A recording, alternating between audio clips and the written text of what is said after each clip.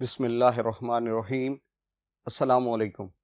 Dear students, my name is Professor Junaid Javed and today we are going to discuss our chapter number 11.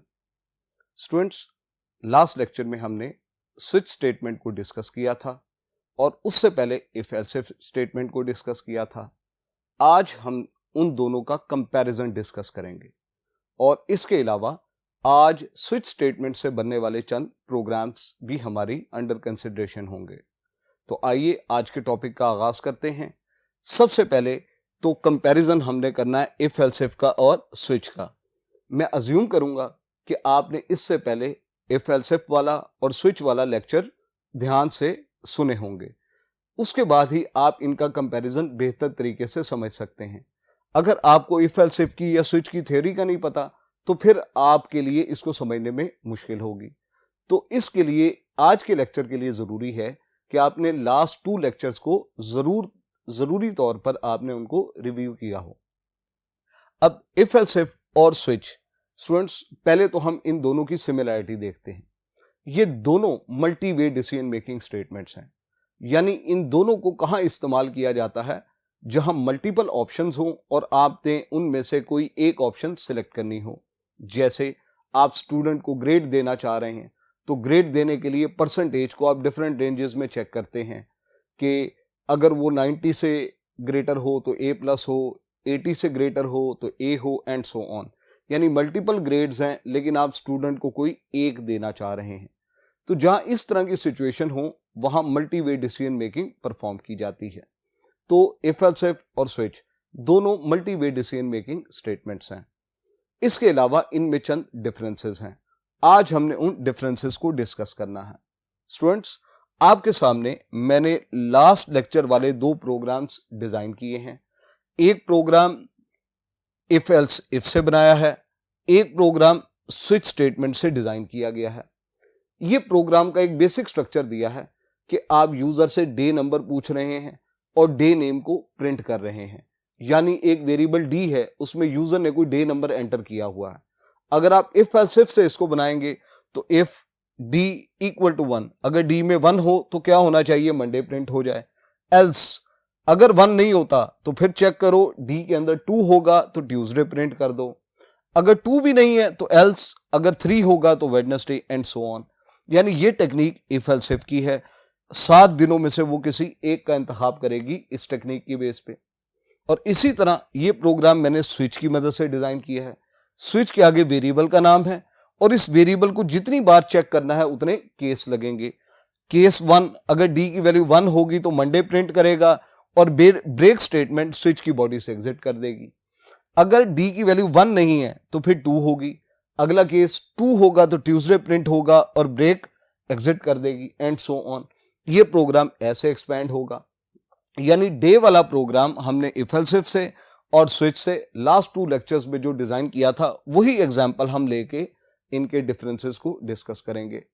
ये आमतौर पर एक short question की शक्ल में आपसे ये कंपैरिजन पूछा जा सकता है कि इफ एल्स इफ में और स्विच में क्या फर्क है. तो पहला डिफरेंस स्टूडेंट देखिएगा, if else if is complex in case of multiple conditions. अगर बहुत सारी कंडीशंस हैं तो इफ एल्स इफ को अप्लाई करना जरा कॉम्प्लेक्स हो जाता है, इसको अंडरस्टैंड करना थोड़ा डिफिकल्ट हो जाएगा. लेकिन इसके बरक्स चूंकि स्विच स्टेटमेंट में मल्टीपल कंडीशंस नहीं लगाई जाती, सिर्फ केस लेबल्स लिखे जाते हैं, तो इसको अंडरस्टैंड करना जरा आसान होगा. तो पहला डिफरेंस क्या है? इफ एल्स इफ थोड़ी सी कॉम्प्लेक्स हो जाती है जबकि स्विच स्टेटमेंट के जरिए प्रोग्राम अप्लाई करना, रीड करना थोड़ा आसान हो जाता है कंपैरेटिवली. दूसरा डिफरेंस देखिएगा, if else if is contain independent expression for each case. Her case के लिए अलग अलग एक्सप्रेशन है. आपको देखिए बार बार कंडीशन लगानी पड़ती है.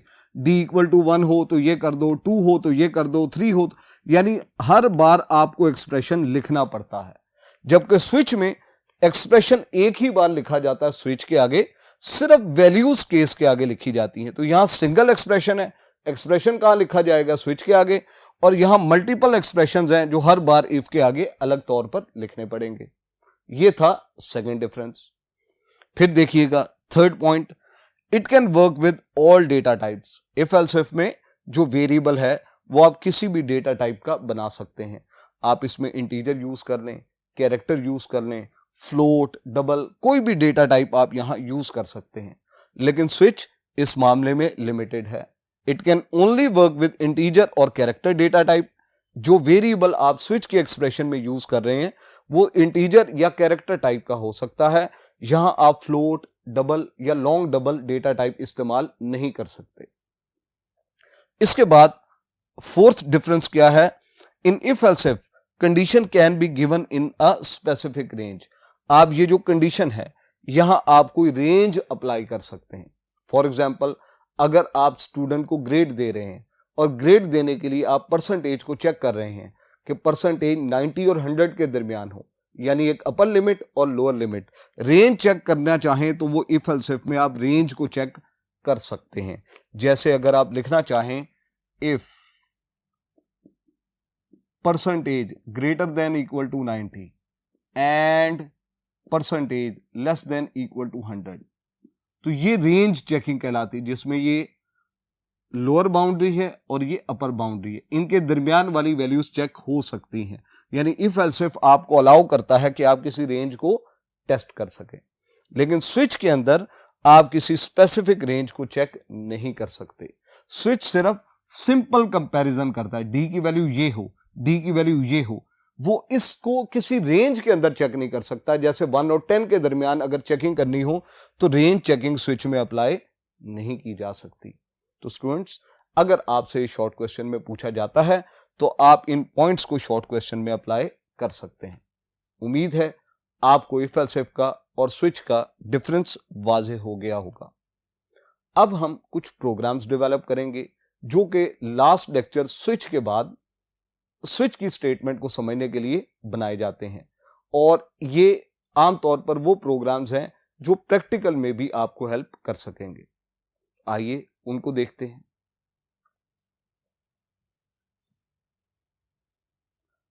जी स्टूडेंट्स, प्रोग्राम नंबर 1 स्टेटमेंट आपके सामने लिखी आ रही है, देखिएगा।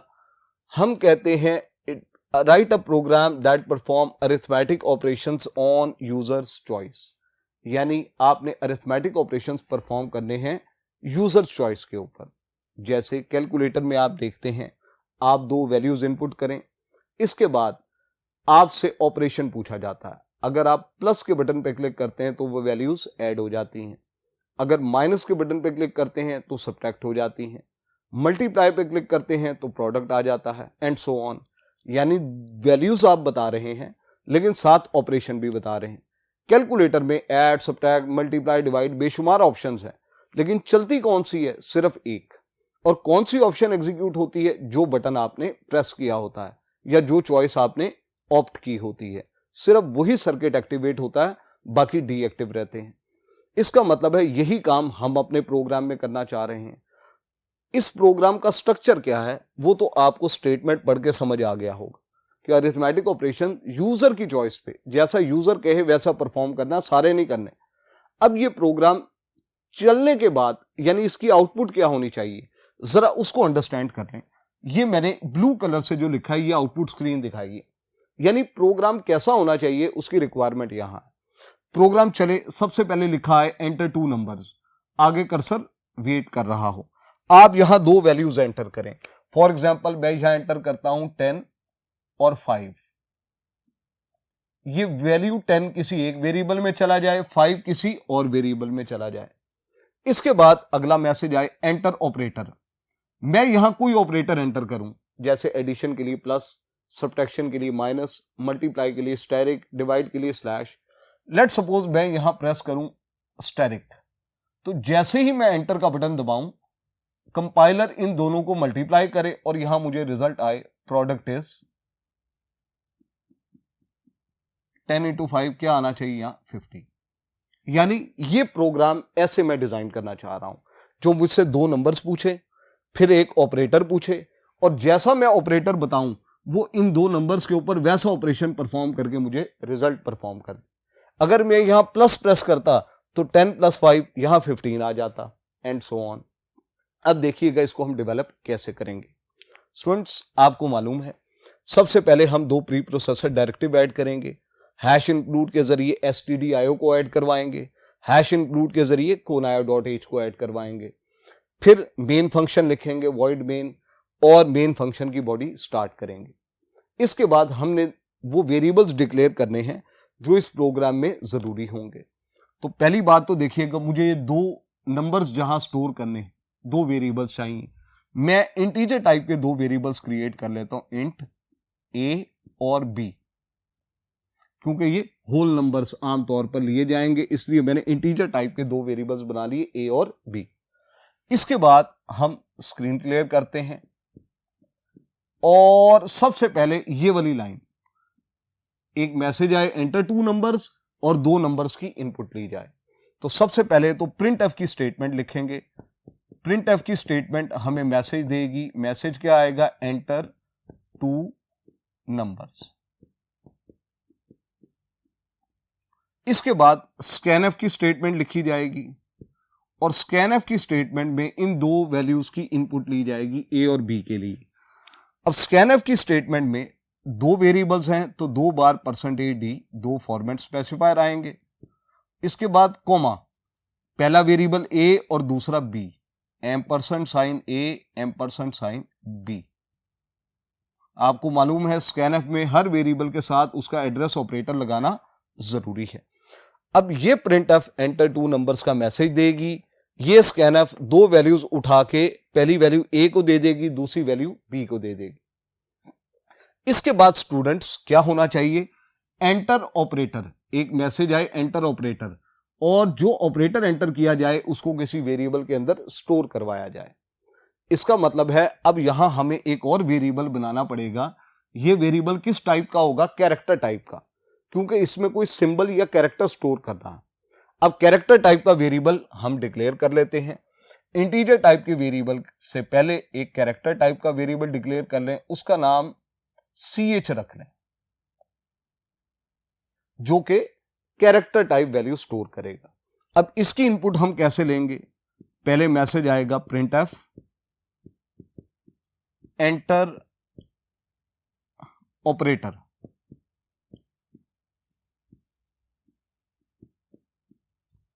इसके बाद ये मैसेज तो प्रिंटएफ ने दिया एंटर ऑपरेटर, इसके बाद कर्सर रुक जाना चाहिए और एक कैरेक्टर की इनपुट लेनी चाहिए।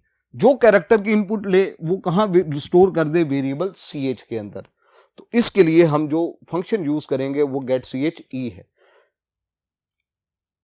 ch is equal to get ch e।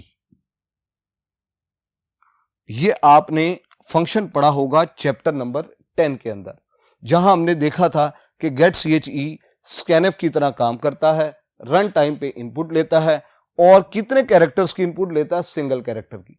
जो कैरेक्टर हम प्रेस करेंगे उसे उठा के कहां रख देगा, वेरिएबल ch के अंदर। इसका मतलब है यहां हमने जो स्टेरिक का ऑपरेटर प्रेस किया वो कहां चला गया है, वो वेरिएबल ch के अंदर। और ये जो 10 और 5 प्रेस किए थे, वेरिएबल a में 10 है और b के अंदर 5 है। ये हमारी इनपुट कंप्लीट हो गई। हमने दो नंबर्स की इनपुट ले ली, a और b, और एक कैरेक्टर की इनपुट ले ली जो ch के अंदर स्टोर हो गई।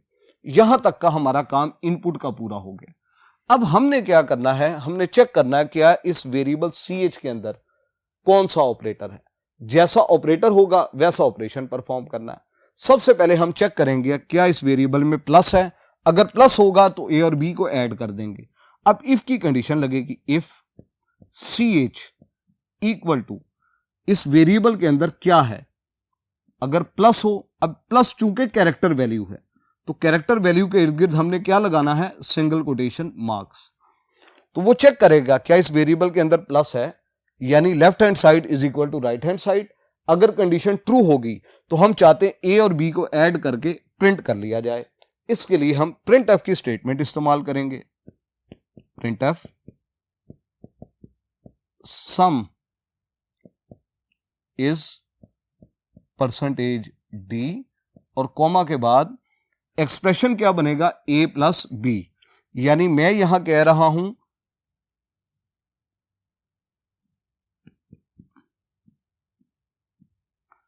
a और b को ऐड करो, ए और बी को ऐड करें, जो भी ए और बी का सम आए उसको परसेंटेज डी की जगह पर प्रिंट कर देगा। अगर सी एच के अंदर प्लस होगा तो क्या प्रिंट कंडीशन ट्रू हो जाएगी, प्रिंट ऑफ स्टेटमेंट चलेगी, 10 + 5 क्या आ जाएगा 15। तो अगर सी एच में प्लस है तो ये स्टेटमेंट एग्जीक्यूट हो जाए, अगर प्लस नहीं है एल्स के आगे एक और if, C H double equal to minus.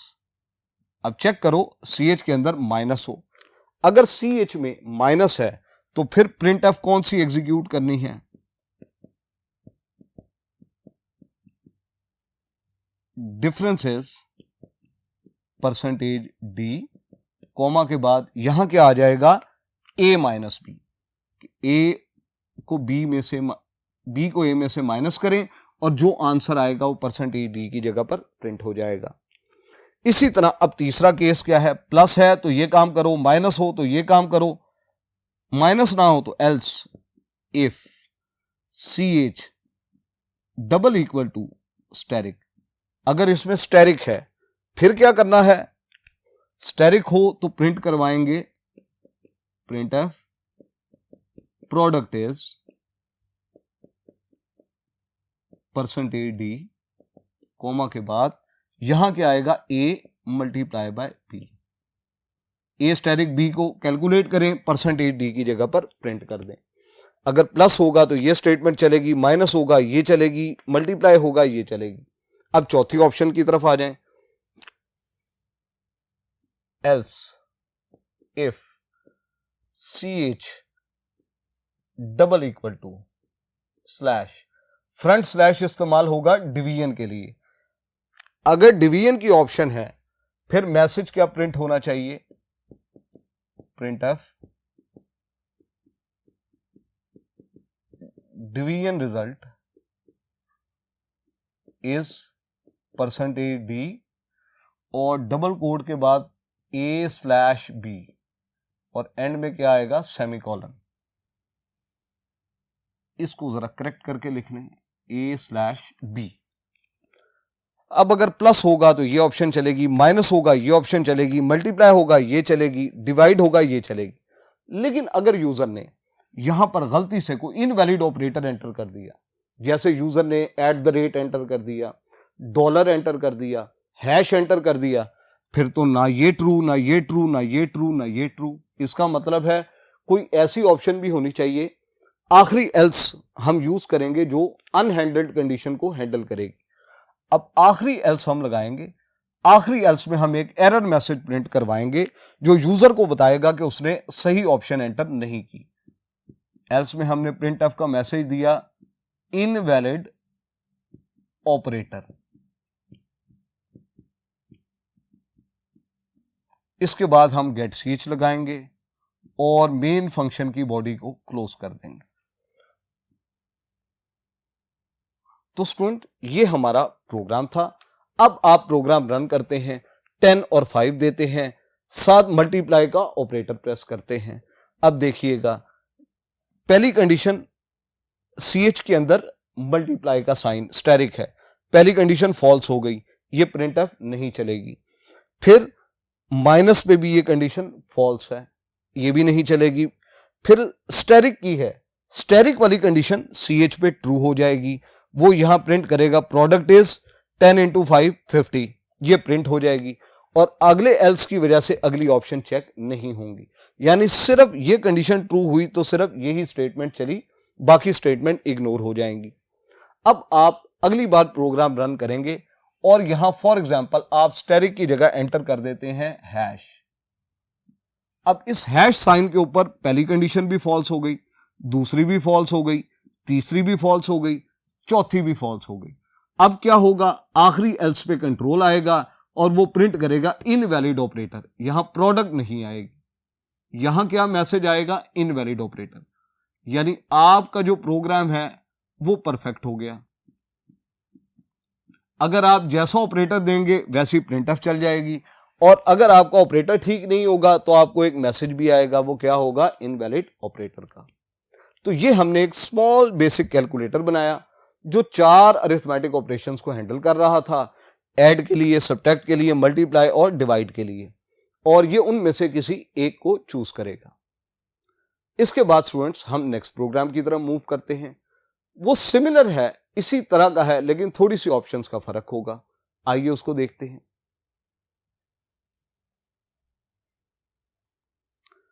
Students next programme देखिएगा। इसमें हमसे कहा है कैलकुलेट स्क्वायर, क्यूब और square root of a number on users choice. यानी आप यूजर से एक नंबर पूछें और उस नंबर की स्क्वायर, क्यूब या स्क्वायर रूट, इन तीनों में से कोई एक ऑप्शन परफॉर्म करें जो यूजर की चॉइस हो। इसका मतलब है इससे पहले हमने प्रोग्राम बनाया था जो अरिथमेटिक ऑपरेशन परफॉर्म करता था यूजर चॉइस पे, और वो 2 नंबर्स पे काम करता था। लेकिन ये प्रोग्राम सिंगल नंबर के लिए, आपने एक नंबर पूछा यूजर से, फॉर एग्जांपल यूजर ने कहा 5। अब आप उससे पूछेंगे भाई आपने इसका स्क्वायर लेना है, क्यूब लेना है या स्क्वायर रूट लेनी है। अब आप कहें जी मैंने स्क्वायर रूट लेनी है, तो प्रोग्राम आपको उसका स्क्वायर रूट डिस्प्ले कर दे। इसका मतलब है, जरा आउटपुट देखिएगा हम चाह क्या रहे हैं। हम चाह रहे हैं प्रोग्राम स्टार्ट हो तो लिखा है एंटर अ नंबर, मैं यहां एंटर कर दूं फॉर एग्जांपल 3, ये 3 एक वेरिएबल में स्टोर हो जाए। फिर प्रोग्राम मुझे एक मैसेज दे, press 1 for square, 2 for cube, 3 for square root. इसके आगे वो मुझसे अब ये ऑप्शन डिमांड करे। मैं अगर यहां 1 प्रेस करूं तो यहां स्क्वायर प्रिंट हो जाए, अगर मैं यहां 2 प्रेस करूं तो यहां क्यूब आ जाएगा, 3 प्रेस करूंगा तो यहां स्क्वायर रूट आ जाएगी उस नंबर। ये मेरे प्रोग्राम का बेसिक आइडिया है। यानी एक हमें वेरिएबल चाहिए होगा नंबर, एक चाहिए होगा चॉइस या ऑप्शन, और इस चॉइस या ऑप्शन को हम चेक करेंगे। अगर 1 होगा तो स्क्वायर, 2 होगा तो क्यूब और 3 होगा तो यहां पर स्क्वायर रूट प्रिंट हो जाएगी। अब देखिए इस प्रोग्राम को हम कैसे डेवलप करेंगे। 2 प्री प्रोसेसर डायरेक्टिव ऐड किए, मेन फंक्शन लिखा। मेन फंक्शन लिखने के बाद अब हम जाएंगे, सबसे पहले हम वेरिएबल्स डिक्लेयर करेंगे। स्टूडेंट्स सबसे पहले तो हम इंटीजर टाइप का एक वेरिएबल डिक्लेयर करते हैं नंबर, ये नंबर इनपुट लेने के लिए। दूसरे नंबर पे हम ओपीटी एक वेरिएबल बनाए ऑप्शन लेने के, जो यूजर अपनी ऑप्शन देगा। ये 2 वेरिएबल्स हमने इंटीजर टाइप के डिक्लेयर कर लिए। इसके बाद हम क्लियर स्क्रीन करेंगे और सबसे पहले यूजर से इनपुट लेंगे। इनपुट सबसे पहले इस लाइन की ली जाए, एंटर अ नंबर, और नंबर की इनपुट ले ली जाएगी। इसके लिए हम एक प्रिंटफ का मैसेज लिखेंगे, प्रिंटफ, और यहां लिखा आएगा एंटर अ नंबर। इसके बाद स्कैनएफ लगाई जाएगी और स्कैनएफ %d के साथ नंबर के अंदर इनपुट ले लेगी। यानी जो भी नंबर हम यहां प्रेस करेंगे वो वेरिएबल नो के अंदर स्टोर हो जाएगा। इसके बाद नेक्स्ट काम ये मैसेज देना है कि यूजर 1 प्रेस करे, 2 प्रेस करे, 3 प्रेस करे तो क्या होगा। इसके लिए अब हम एक प्रिंटफ का मैसेज देते हैं, प्रिंटफ प्रेस 1 फॉर स्क्वायर। इसके बाद नेक्स्ट लाइन पे आ जाना चाहिए, तो यहां हम लगा लेते हैं \n ताकि कर्सर कहां आ जाए, नेक्स्ट लाइन पे। इसके बाद अगला मैसेज आएगा, प्रेस 2 फॉर क्यूब, फिर इसके बाद \n आएगी और फिर आएगा प्रेस 3 फॉर स्क्वायर रूट। ये हमने एक मैसेज दे दिया कि 1 प्रेस करोगे तो स्क्वायर समझेंगे, 2 प्रेस करोगे क्यूब समझेंगे, 3 प्रेस करोगे स्क्वायर रूट की ऑप्शन आएगी। इसके आगे हमें फिर स्कैनएफ लगा के ऑप्शन की इनपुट, ये जो वेरिएबल ओपीटी बनाया ऑप्शन के लिए, इसकी इनपुट लेनी पड़ेगी। स्कैनएफ लगाते हैं %d और वेरिएबल का नाम है ओपीटी, तो $साइन ओपीटी। अब जो भी ऑप्शन यूजर एंटर करेगा वो 1 हो, 2 हो, 3 हो, वो कहां चली जाएगी, वेरिएबल ओपीटी के अंदर। अब हमने चेक करना है इस वेरिएबल ओपीटी को, क्या इसमें 1 है, 1 है तो स्क्वायर निकाल लेंगे, क्या इसमें 2 है, अगर 2 होगी तो क्यूब निकाल लेंगे, और अगर इसमें 3 होगा तो स्क्वायर रूट कैलकुलेट करेंगे। सबसे पहले हम इफ लगाते हैं, इफ ओपीटी इक्वल टू 1, अगर ओपीटी में 1 हो तो क्या करना चाहेंगे, हमने स्क्वायर निकालना है। इसका मतलब है अब जो प्रिंट एफ का मैसेज लिखेंगे उसमें लिखेंगे स्क्वायर इज %d और कॉमा के बाद इस नंबर का स्क्वायर निकालना है। किसी भी नंबर का स्क्वायर कैसे निकलता है, उस नंबर को अपने आप से मल्टीप्लाई कर दें, तो नंबर इंटू नंबर, जो भी वैल्यू है। अगर आपने 3 दिया हुआ था तो 3 इंटू 3 क्या आएगा 9, और क्या लिखा आ जाएगा स्क्वायर इज 9। तो ये पहली ऑप्शन हो गई। अब दूसरी ऑप्शन देखते हैं, else if OPT is equal to 2। अगर ओपीटी में 2 है, अब क्या प्रिंट होना चाहिए, क्यूब। अब क्यूब कैसे प्रिंट होगा, print F cube is %d comma के बाद किसी नंबर का क्यूब कैसे निकलेगा, उसको 3 बार मल्टीप्लाई कर लेंगे, number into number into number, ये उसका क्या आ जाएगा, क्यूब प्रिंट हो जाएगा। फिर इसके बाद else if OPT is equal to 3, अगर 3 हो फिर हमने क्या करना है, हमने स्क्वायर रूट कैलकुलेट करनी। तो प्रिंट एफ का जो मैसेज आएगा, print F square root is %d और कॉमा के बाद स्क्वायर रूट कैलकुलेट करने के लिए स्टूडेंट्स एक फंक्शन होता है, उस फंक्शन का नाम है SQRT। SQRT को आप ब्रैकेट में कोई भी वैल्यू दे दें, ये उसका आपको स्क्वायर रूट कैलकुलेट कर देता है। अगर आप इसे 9 देंगे ये आपको 3 दे देगा, अगर आप इसे 16 दे देंगे ये आपको 4 दे देगा।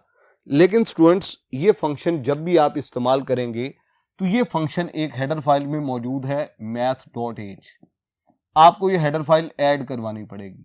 अगर इसको ऐड नहीं करवाएंगे कंपाइलर एरर जनरेट कर देगा। इसका मतलब है यहां हम स्क्वायर रूट का फंक्शन ऐड करवाने लगे, SQRT ऑफ नंबर। तो एक ब्रैकेट इस फंक्शन का बंद हुआ, एक ब्रैकेट बंद होगा प्रिंट एफ का।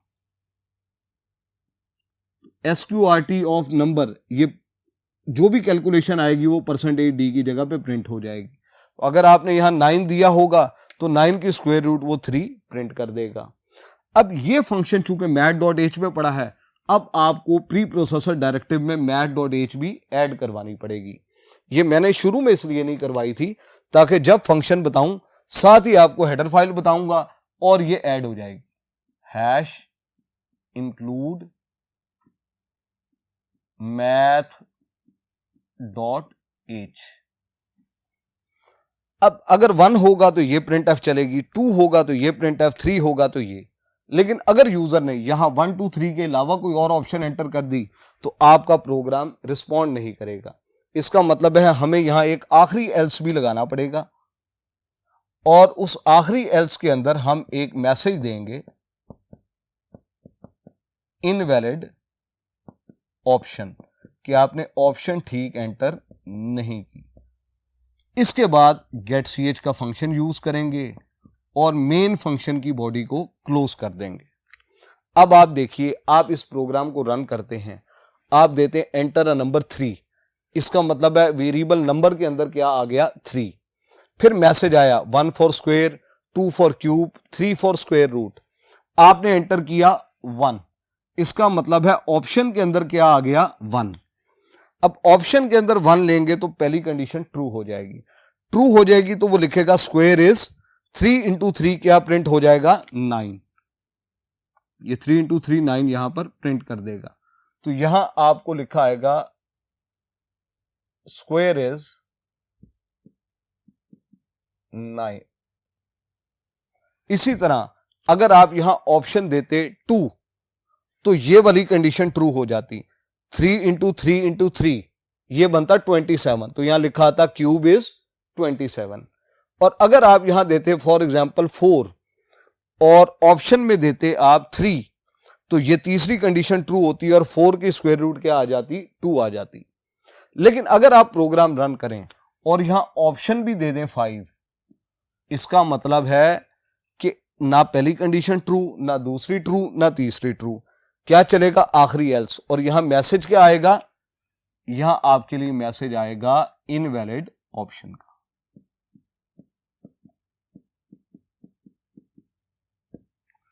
तो स्टूडेंट्स, ये हमने सैंपल के तौर पे स्विच से चंद प्रोग्राम डिजाइन किए। इससे पहले कुछ प्रोग्राम हमने इफ एल्स इफ से किए थे। इसके अलावा बहुत से प्रोग्राम्स आपकी बुक में भी बने हुए हैं। मैं आपको मशवरा दूंगा, आपने इन प्रोग्राम्स की भी और बुक में बने हुए प्रोग्राम्स की भी अच्छी तरह से प्रैक्टिस करनी है, ताकि ये स्टेटमेंट्स लगाने में आपको कोई एरर्स ना आए। उम्मीद है आपने आज के टॉपिक को ध्यान से समझा होगा। नेक्स्ट लेक्चर तक के लिए मुझे इजाजत दीजिएगा। अल्लाह हाफिज।